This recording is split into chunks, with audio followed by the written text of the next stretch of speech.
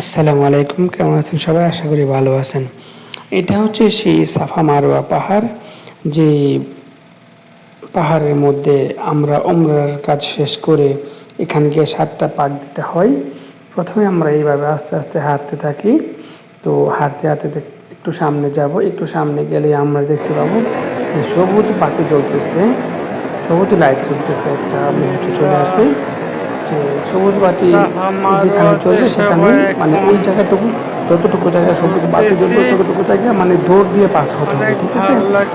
সারাটাক্ষণই হাঁটার, বাট যেটুকু জায়গা শুধু সবুজ লাইট জ্বলবে ওই লাইট জায়গাটুকু আমাদেরকে মানে দৌড়ায় পাস হতে হবে। এটা হচ্ছে সাফা মারওয়া 7 পাক দেওয়ার নিয়ম আর কি। আপনি যখন হাঁটতে হাঁটতে অনেক ক্লান্ত হয়ে যাবেন, আপনি যখন হাঁটতে হাঁটতে অনেক ক্লান্ত হয়ে যায়, এই যে সবুজ লাইট দেখা যাচ্ছে, এই সবুজ লাইটের জায়গাটা দেখেন সবাই কীভাবে দৌড়াচ্ছে, আমরা কীভাবে দৌড়াচ্ছিলাম। এই সবুজ লাইটওয়ালা জায়গাটুকু মানে সুন্দর করে দৌড়ে মানে খুব দ্রুত পার হয়ে যেতে হবে, ঠিক আছে? এই যে সবুজ লাইট, যে লাইট আমি বললাম একটু আগে, এই সেই লাইট। যখন মানে এখান থেকে আপনি দৌড়ে দৌড়ে ক্লান্ত হয়ে যাবেন, তখন এই যে এখান থেকে জমজমের পানি খেতে পারবেন। হ্যাঁ, আপনি আপনি বসতে পারবেন, বসে রেস্ট নিতে পারবেন। হ্যাঁ, আপনাকে একবার রেস্ট চাইলেই আপনি রেস্ট করতে পারবেন, পানি খেয়ে নিতে পারবেন।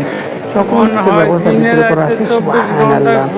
তার আগে কিন্তু আমাদেরকে কাবা শরীফ থেকে মানে হারাম শরীফ থেকে আমাদেরকে 7 পাক দিয়ে আমাদেরকে তাওয়াফ করে আসতে হবে। প্রথমে কিন্তু নিচ থেকে উমরা সম্পূর্ণ করে আসতে হবে, মানে 7 পাক দিয়ে ওখান থেকে তাওয়াফ করে তারপরে এখানে আসতে হবে।